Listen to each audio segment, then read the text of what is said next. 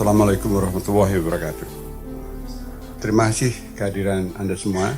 Acara pertama adalah seperti kata Guntur, arkeologi mengenai situs Purbakala. Malam ini pun juga semacam arkeologi dari situs Purbakala. Arkeologi dari ingatan yang sudah mulai haus.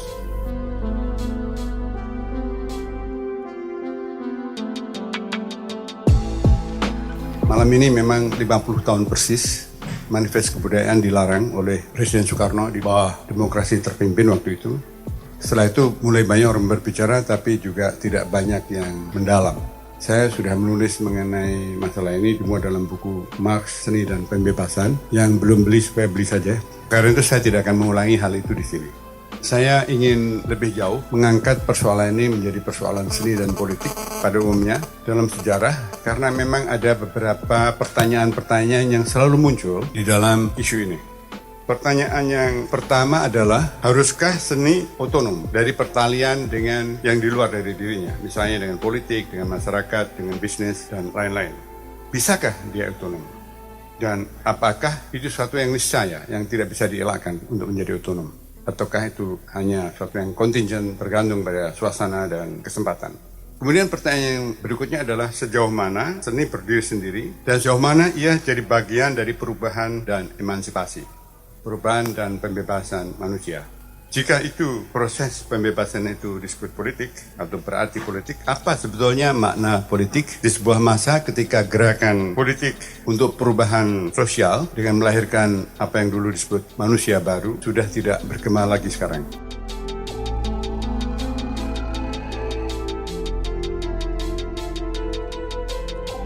Saudara-saudara melihat bahwa politik yang diperdebatkan di televisi itu tidak jauh bedanya dengan iklan obat masuk angin. Tapi persoalan seperti ini sebetulnya bukan persoalan yang baru, bukan persoalan abad 20. Ada suatu pola yang berulang, tapi tidak semuanya berulang. Tentu saja tidak ada yang berulang. Tapi beberapa pola itu bisa dilihat sebagai hal yang belum terpecahkan sampai sekarang. Terutama saya mengambil ke belakang sekali, ke zaman Yunani lama, karena saya tidak tahu zaman Indonesia lama, belum ada bacaannya. Maka saya pakai khasanah dari Yunani lama yang kebetulan memang memberikan khasanah yang sangat kaya mengenai persoalan-persoalan di bidang politik dan kesenian dan pemikiran.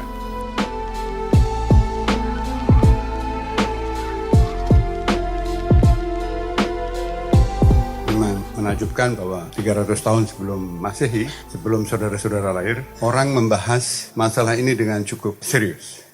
Yang terutama banyak disebut adalah buku Politeia yang di dalam terjemahan umumnya disebut Republic, bahasa Inggrisnya Republic.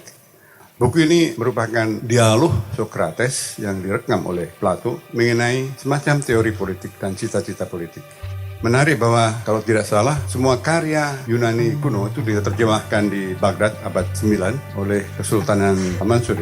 Saudara-saudara mungkin sudah tahu juga bahwa filsafat Yunani dikenal di Barat melalui Islam, melalui balai penterjemahan di Baghdad abad 9. Karena waktu Kristen menduduki Eropa, orang-orang sel-sel perkumpulan filsafat Yunani tersebar, lalu bergerak ke arah timur dan ditemukan oleh Kesultanan Baghdad. Dan Baghdad waktu itu sultan yang sangat senang akan ilmu, dan di sana dibangun satu pusat penterjemahan yang menyalin seluruh karya Plato, kecuali Politeia, juga karya-karya dari India.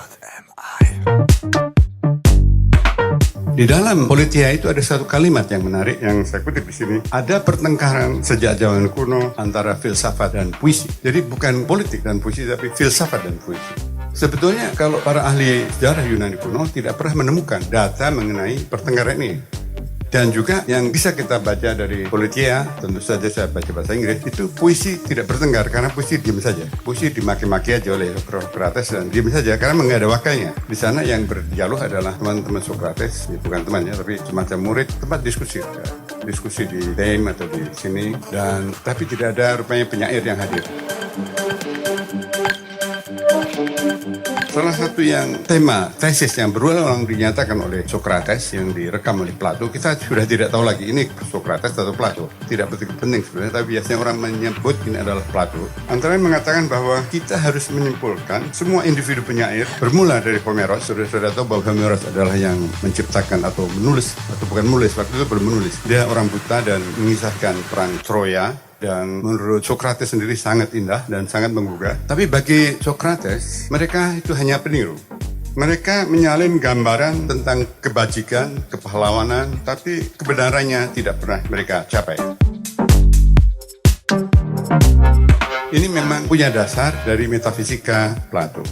Di dalam metafisika Plato, dunia ini adalah pangejawantahan, embodiment dari idea, eidos. Jadi eidos itu turun istilahnya turun, menjadi wujud antara.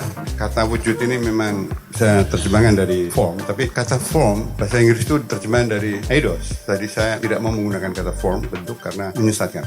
Maksudnya begini, bagi Plato, hal-hal yang partikular seperti burung, daun, angin, dan debu, nanti ada dalam sajak Rendra, itu hanya tiruan dari eidos yang tidak kelihatan, yang abstrak. Mengapa demikian? Sebab kalau kita melihat burung, kan burung macam-macam. Satu burung perenjak aja sudah macam-macam. Tapi mengapa kita bisa mengatakan itu sama? Satu, mengapa bisa diabstraksikan? Mengapa ada yang universal di dalam pelbagai burung itu? Tidak hanya partikular. Itu kata Plato, dan khususnya dan umumnya filsafat idealis, ialah karena ada eidos yang kemudian manggejawantah di dunia dan menyebabkan apa yang ada itu mungkin terjadi dan bisa difahami.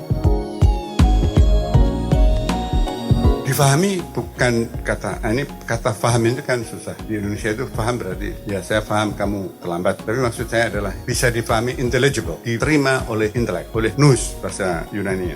Ini ada sajak Rendra yang bagus sekali bagi saya, stansa, saya bacakan, sangat sederhana. Ada burung dua, jantan dan betina, hinggap di dahan.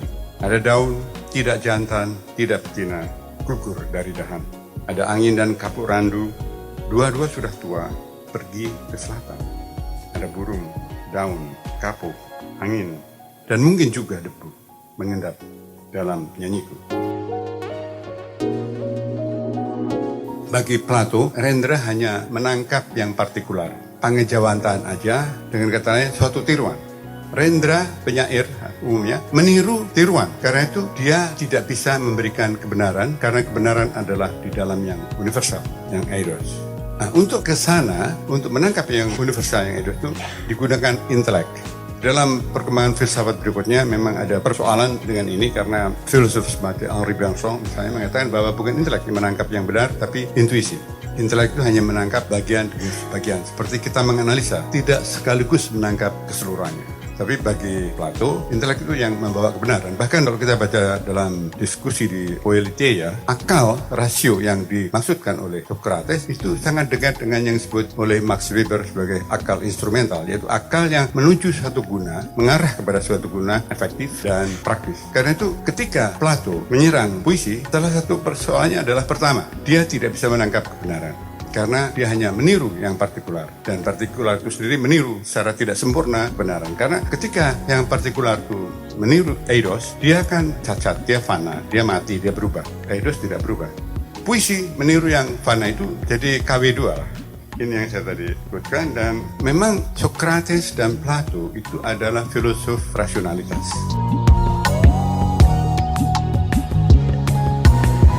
Suatu filsafat yang kemudian dikritik oleh para filosof kemudian termasuk Heidegger bahwa kekayaan filsafat Yunani itu bukan pada Socrates, sebelum Socrates. Ya, karena kita semua nggak tahu apa yang kayak apa sebelum Socrates, kita percaya aja ya deh. Di dalam konsep Socrates, manusia itu punya 3 lapis sukma, psyche. Saya terjemahkan sukma karena kalau saya terjemahkan jiwa, pengertian jiwa setelah Sigmund Freud itu lebih dekat ke tubuh. Karena Freud menganggap di dalam diri kita ini ada zat. Dia seorang materialistis. Energi yang berputar terus dan seperti kita tahu energi tidak pernah habis. Dia mencari saluran yang berasal dari bawah dan ke atas. Dari bawah sadar, nafsu-nafsu kita menjadi puisi atau musik atau politik. Di dalam pengertian Plato, ini ada 3 lapis. Kalau manusia ideal itu yang paling atas itu rasionalar di bagian tubuh bagian atas. Di bagian bawah, dada dan mungkin sampai ke keberanian atau semangat yang dalam bahasa Yunani disebut thumos. Yang paling bawah adalah bagian selera dari nafsu-nafsu. Kalau di dalam Freud itu dibalik. Yang menentukan itu bawah ke atas. Kalau dalam Plato itu atas yang menentukan. Karena itu ada suatu alegori dalam Phaedrus, satu rekaman di dialog yang lain dari Socrates, yang menceritakan seorang kusir atau sais, yaitu akal budi, mengendalikan dua kuda, yang satu hitam yaitu nafsu-nafsu, dan yang satu adalah putih yaitu semangat yang menuju ke arah yang ilahi, yang divine. Sementara yang hitam mencoba menghalangi itu, dan akal budi harus pandai mengatur sebagai sais yang jitu. Analog dengan tubuh manusia, maka Plato dalam Politeia membayangkan negara ideal. Di atas itu raja yang juga filosof, di bawah itu tentara, yang paling bawah itu kelas ketiga itu pekerja. Jadi ini semacam kasta. Dia menyebut negara ideal ini Kalipolis. Dan sebetulnya ini hanya cita-cita, bukan sesuatu yang ada dalam sejarah, bahkan tidak punya sejarah. Karena tidak pernah diceritakan bagaimana kelas-kelas itu terjadi. Mungkin karena dia seorang idealis, tidak berpikir bahwa semua terjadi dalam sejarah. Dia berasal dari luar sejarah. Lalu dari mana raja filosof itu bermula? Plato bohong, mengatakan bahwa ini mitos. Bohong aja deh katanya, supaya jalan gitu. Kita lihat bahwa di satu wilayah itu ada raja, kemudian wali penjaga, lalu zona ketiga yaitu para pekerja. Para wali penjaga itu tidak boleh punya kekayaan, tidak boleh punya nafsu, ya semacam ini elite revolusioner atau para pastor kan, seperti itu juga. Harus mengabdikan diri pada polis ini. Nah, yang bekerja adalah zona ketiga, orang-orang di zona ketiga, saudagar dan sebagainya. Nah, wali penjaga itu juga melakukan pertahanan, juga ekspansi dan lain-lain, tapi tidak pernah bekerja untuk hal-hal yang dianggap sepele, yaitu makanan dan pertanian dan sebagainya. Penyair tidak punya tempat di situ, karena tadi disebut bahwa penyair itu tidak pernah bisa memberikan kebenaran. Jadi secara epistemologi salah, secara sosial tidak berguna. Karena itu para penyair keluar aja sekarang. Kata-kata ini teks Politeia yang sebelah kanan dan sebelah kanan yang jelek itu Socrates. Socrates itu jelek banget deh. Yang keren tuh Plato, orang aristokrat dan sebagainya. Dia mengatakan, kita harus tetap teguh dalam keyakinan kita bahwa hanya lagu puja kepada dewa dan sanjungan kepada orang-orang sajalah jenis puisi yang mesti diterima di negara kita. Yang lain dikucilkan, dibuang. Seperti saya tadi katakan, dia harus berada di luar zona manapun. Dan hanya bisa diterima jika mereka bisa menunjukkan orang-orang itu yang memuja puisi, bahwa penyair yang satu ini, dia sebut orang perempuan, menyenangkan, tapi juga berguna bagi negara dan bagi kehidupan manusia. Dan kita akan mendengarkannya dengan kebaikan hati. Ini patung kaca dari Sappho, seorang penyair perempuan. Saya pakai karena supaya ada penyair perempuan, supaya gender balance. Dia seorang penyair lesbian kalau nggak salah, dan puisinya bagus sekali di zaman Romawi. Saya nggak begitu paham, nggak begitu kenal, tapi pernah beberapa baca puisi yang bagus sekali. Sebetulnya cita-cita untuk puisi dan kesetaraan mengabdi kepada suatu pembentukan negara atau unit politik itu juga dilakukan oleh Stalin. Cita-cita ini sebenarnya sudah lama di mana-mana, tapi dirumuskan oleh Stalin tahun 34 di rumahnya Gorky. Gorky punya rumah yang bagus di Moscow, dan di sana datang Stalin dan para pembesar dari Kremlin dan 50 pengarang duduk di sana. Meskipun tidak semua pengarang duduk di sana, dan di situ dirumuskan bahwa pengarang adalah insinyur jiwa manusia. Jadi kata insinyur itu penting karena di situ waktu itu Uni Soviet sedang melancarkan pembangunan 5 tahun. Mereka juga punya pelita juga ya, kayak Pak Harto dulu. Seni harus mendukung pembangunan 5 tahun itu. Di dalam pembangunan itu maka ada suatu revolusi Rusia itu dimulai sebagai semangat revolusi proletar, tapi kemudian yang menjalankan revolusi adalah kaum Bolshevik, yaitu orang-orang profesional dalam revolusi yang terlatih kesadaran kelas dan sebagainya. Mereka yang mimpin, dan kesusastraan dan kesenian harus tunduk pada pengarahan ini. Pembesar kebudayaan waktu itu namanya Andrei Zhdanov, orang partai sebenarnya, bukan seorang pengarang. Dan Gorky dengan kadang-kadang tidak begitu jelas ikut dalam kampanye ini. Lama-lama kemudian gerakan sastra ini diambil alih oleh para birokrat partai, dan itu yang memang menyedihkan. Karena bila realisme dalam sejarah Perancis, terutama dalam seni rupa oleh Courbet, itu adalah bersuara protes kepada keadaan. Realisme sosialis di bawah Stalin tidak. Malah dianjurkan lukisan itu harus bahagia, senang, gembira, rame-rame, dan ada doktrin yang tidak boleh ada konflik. Dalam cerita, dalam lukisan tidak boleh ada konflik. Akibatnya memang berat. Beberapa penyair dan pengarang itu dipersekusi, seperti Osip Mandelstam yang mati di Siberia. Kalau Joseph Brodsky kita kenal, pengarang hadiah Nobel yang lari ke Amerika dan ke Eropa. Lalu Pasternak, pemenang hadiah Nobel yang tidak bisa mengambil karyanya, dan orang penyair penemuan yang bagus sekali namanya Anna Akhmatova. Dia tidak diapa-apakan tapi hidupnya tidak bisa berkembang di sana. Tapi soal lain. Tapi sebetulnya revolusi Rusia itu punya elan yang kreatif yang luar biasa. Karena ketika itu bermula di bawah Lenin, gerakan kesenian seolah-olah mendapatkan peluang yang luar biasa setelah bebas dari kekuasaan Tsar, dan muncullah karya-karya eksperimental yang mendahului saya kira banyak karya seni rupa terutama di Eropa, yaitu yang disebut Russian avant-garde. Avant-garde di Rusia misalnya ini, yang sebelah kanan ini terkenal sekali. Tapi saudara-saudara lihat bahwa ini tidak seperti yang kita lihat dalam realisme sosialis, terutama di Cina yang selalu membawa bendera atau slogan-slogan. Ini betul-betul suatu eksplosi kreativitas yang dimungkinkan oleh revolusi. Tapi kemudian di masa berikutnya ketika Stalin berkuasa, semua ini hilang. Semua ini mengalami birokratisasi dan kebebasan menjadi lenyap. Yang menarik adalah seorang penyair yang revolusioner, seorang Bolshevik namanya Vladimir Mayakovsky, yang bunuh diri pada umur 37. Bukan karena apa-apa, dia mengatakan dia ingin nota waktu meninggal, nggak usah kematian saya dibicarakan. Orang yang mati tidak suka dikosipin katanya. Lucu juga dia. Dia penyair yang luar biasa, yang bisa sloganistis, bisa sangat puitis, dan bisa sangat eksperimental. Ketika dia meninggal, seorang komisar kebudayaan dari Lenin, Lunacharsky, mengatakan bahwa pada Mayakovsky ada dua segi. Trotsky juga mengatakan demikian. Trotsky waktu itu saya kira sudah tersingkir, tapi mengatakan bahwa pada Mayakovsky ada dua sisi, yaitu yang logam dan yang kapas. Dia tidak bisa menyelesaikan ini, maka dia bunuh diri. Maksudnya logam, dia tidak begitu penuh menjadi sastrawan revolusioner karena dia masih menyukai puisi-puisi yang liris, dan puisi yang lirisnya memang luar biasa. Tapi itu menggambarkan bagaimana puisi harus bernegosiasi di dalam suatu keadaan yang dikerahkan untuk berguna. Tapi juga tidak hanya di Rusia, juga di Indonesia. Takdir Al-Syabana yang kita kenal sebagai pelopor perjuangan baru di tahun 37 mengutip Maxim Gorky dengan mengatakan betapa miskinnya kesusastraan Eropa ketika kaum pujangga dalam abad ke-20 mengemukakan semboyan bahwa kesusastraan itu berdiri di luar politik. Takdir bahkan mengutip Stalin sebelum orang tahu kutipan itu bahwa pengarang adalah insinyur jiwa manusia. Tentu saja asumsi ini salah karena jiwa tidak pernah bisa dikutak-kutik oleh insinyur apapun. Tapi semangat untuk menciptakan manusia baru ada pada Takdir, ada pada pendiri realisme sosialis di Uni Soviet. Takdir tidak pernah setuju dengan seni untuk seni. Beberapa hari yang lalu, saudara Hershey menulis bahwa Takdir adalah penganjur seni untuk seni. Itu saya kira kurang data secara yang bagus. Takdir berpolemik dengan Sonny Shivane karena Sonny Shivane tidak apolitis mula-mula dengan mengatakan, ya kita harus bekerja sastra untuk rekonstruksi Arbeit. Problemnya memang siapa yang mengendalikan ini semua.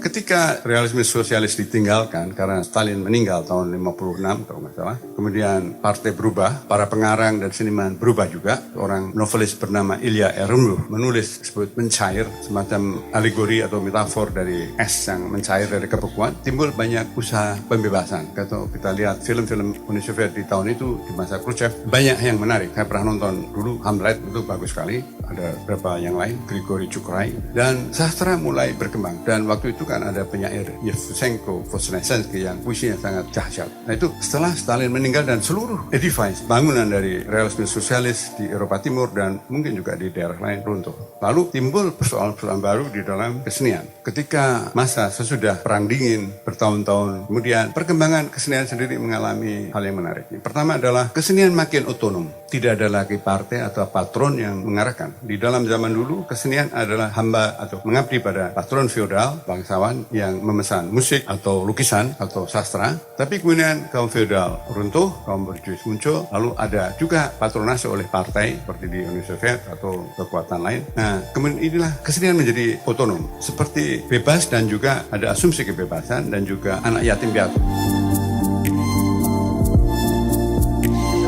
Perkembangan kedua adalah hierarki di dalam kesenian runtuh. Karena di dalam seni, dalam suatu suasana ketika seni harus berguna, harus mendidik, harus membangun jiwa manusia menjadi manusia baru, maka ada seni-seni yang tersingkir dan itu berarti seni kelas 2. Lalu ada hierarki dalam kesenian. Juga di dalam ketika seni itu otonom juga, ketika seni menggambarkan tokoh-tokoh dan menjadi suatu karya yang sangat mandiri dan menjadi laku dan dibeli oleh para museum, terjadi juga hierarki yang sebetulnya tidak demokratis gitu dianggap.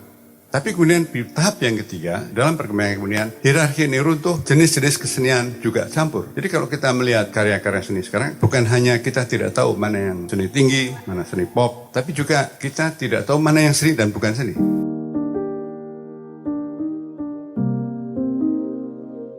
Dulu waktu saya masih kuliah di Eropa, itu ada teman saya punya sepeda, oleh teman-teman yang lain digantung di pintu gerbang asrama. Semua cari, itu ada seni modern gitu. Yang punya panik sekali, tapi seni modern. Sekarang ini memang hal-hal itu tidak jelas. Dan orang yang menganalisa, karena ini adalah seorang pemikir Prancis kelahiran Algeria, Jacques Rancière. Rancière termasuk bermula dari Marxisme yang murid dari seorang filosof Marxis namanya Althusser. Kemudian dia ketika peristiwa Mei 68 di Prancis, banyak sekali perubahan terjadi waktu itu. Ketika mahasiswa dan buruh berontak pada sistem yang ada, Partai Komunis tidak mendukung. Kecewa para intelektual kiri ini, dan yang salah satu yang kecewa adalah Rancière, Badiou, dan banyak lain. Dan mereka mengembangkan pemikiran sendiri. Rancière menganggap bahwa dalam sejarah terbukti manusia itu selalu mencari kesetaraan. Ketika orang hubungan majikan dan buruh, majikan dan budak, itu juga sebetulnya ada pengakuan bahwa kesetaraan itu yang seharusnya terjadi. Dan itu yang menyebabkan terjadinya berulang-ulang pemberontakan. Rancière punya beberapa pengertian dalam pemikiran politiknya, yaitu yang disebut partage du sensible. Dalam bahasa Inggrisnya, distribution of the sensible. Sebenarnya kata partage itu lebih baik diterjemahkan dalam bahasa Indonesia pembagian. Distribusi itu pembagian, tapi tidak mengandung sharing. Gitu. Kalau partage itu, kita ikut, ada bagi-bagi. Jadi sensible itu susah diterjemahkan, tapi maksudnya adalah di dalam masyarakat selalu terbentuk parameter-parameter tentang apa yang boleh dilihat, bisa dilihat, dan yang tidak, didengar dan yang tidak, yang dianggap kurang layak dan yang tidak, dan mana yang indah dan mana yang tidak. Yang berkaitan dengan penginderaan dan kefahaman, itu ada distribusi, ada suatu pembagian di sana. Misalnya kita melihat fashion show, kan kita selalu mengatakan bahwa ini bagus, lalu kritikus mengatakan ini bagus, media mengatakan ini bagus, lalu itu menjadi bagus. Tapi ada juga yang tidak dianggap bagus. Dan pembagian ini terjadi antara lain karena tentu saja politik dan hegemoni, tapi itu yang selalu timbul. Dan ada sesuatu yang tidak egaliter dalam setiap partage du sensible. Tidak bisa dielakkan, tapi selalu menjadi rapuh. Karena itu terjadilah pembangkangan dan rekonfigurasi dari hal ini. Dan itu yang disebut oleh Rancière sebagai politik. Jadi politik bagi Rancière itu bukan penggunaan kekuasaan atau pencapaian kekuasaan, tapi perlawanan, polemik terhadap konfigurasi yang ada. Yang energinya adalah energi demokratik. Jadi demokrasi dan politik itu bagi Rancière sama. Dia seorang yang lebih dekat ke arah anarki daripada seorang pemikir yang lain. Tapi maksud saya adalah bahwa bagi dia lembaga-lembaga yang terjadi itu selalu harus akan mengalami tantangan. Dan itu memang saya kira yang kita saksikan dalam kejadian sehari-hari. Yang menjaga tatanan itu dia sebut la police, diterjemahkan sebagai polisi. Kata polisi ini memang bisa menyesatkan karena yang kita bayangkan adalah Pomdak, Polda, Kapolres di sini yang sangat menjengkelkan. Tapi sebetulnya katanya polisi itu ada hubungannya dengan yang dimaksudkan Rancière, yaitu tata yang ada hubungannya mungkin dengan polis kota kan. Tatanan yang dijaga dan yang dijaga sebagai establishment, satu yang hal establish, yang mapan. Itu yang kemudian kita bisa lihat ketika Plato berbicara tentang Kalipolis. Kalipolis adalah bangunan dari polisi karena dia mengatur, dia melarang, dia menjaga. Di dalam cerita Politia tidak ada cerita mengenai pemberontakan karena ya itu dialog yang sudah direkam setelah Socrates mati dan memang bukan suatu cerita sejarah, lebih banyak suatu diskusi filsafat. Maka tidak pernah kita saksikan apakah di dalam pemikiran Plato ada keterbukaan untuk politik ini, politik sebagai konfrontasi terhadap yang ada.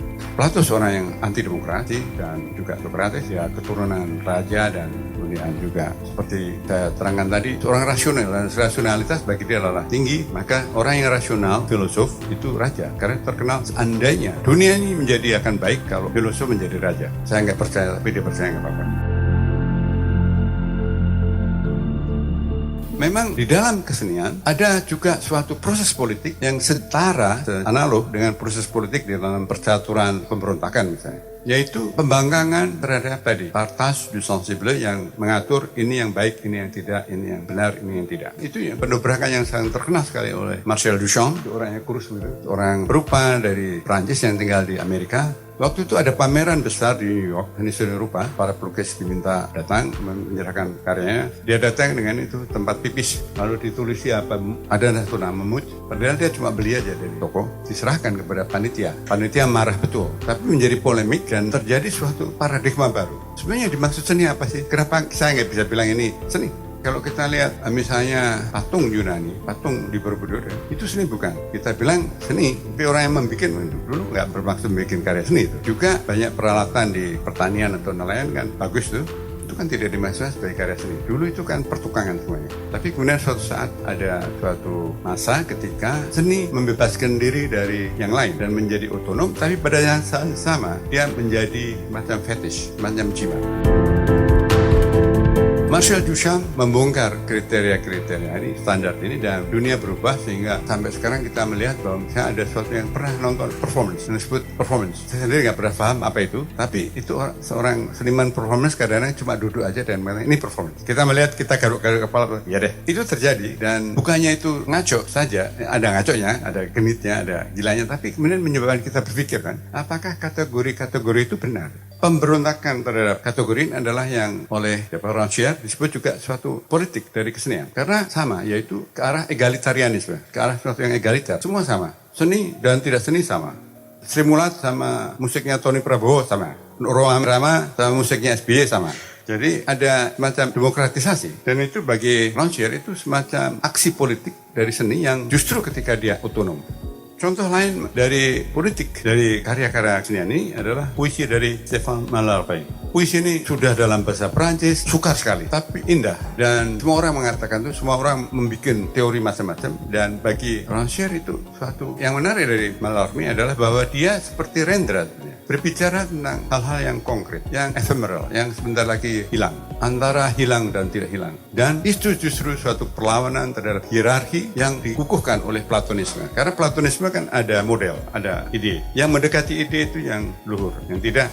Mallarmé mengatakan, nggak ada itu ide. Tidak ada model. Saya menciptakan apa yang di permukaan. Jadi dia berbicara seperti render. Burung dua, jantan dan betina, hingga dadahan, ada bunga atau daun, ada kapuk, randu, dan sebagainya. Hal-hal yang sangat tidak ideal, tidak berasumsi akan kekal. Justru itu menjadi bagian dari semangat egaliter terhadap dunia. Karena Mallarmé tidak percaya adanya kekuatan gaib juga kekuatan ilahi yang menyebabkan orang harus berbeda, yang lebih alim dan lebih suci. Bagi dia puisi membebaskan itu dan terutama puisi dia. Pada saat itulah kita tahu bahwa otonomi seni ini sudah tukar dikembalikan ke dalam heteronomi, di dalam keadaan di mana dikuasai oleh kekuatan lain. Tapi justru karena itu seni menjadi bagian dari komoditi. Ketika seni menjadi otonom dengan kekuatannya yang indah dan sebagainya, atau tidak indah tapi unik, singular, dia juga bisa menjadi komoditi dan selalu terancam oleh itu. Karena itu bukan mengherankan ya, baru-baru lukisan Sudjojono laku 47 miliar di Hong Kong. Itu kan menunjukkan bahwa ada semacam, ini jadi jimat gitu. Seni rupa ini, karya seni jadi jimat. Sehingga ya siji dirumat gitu.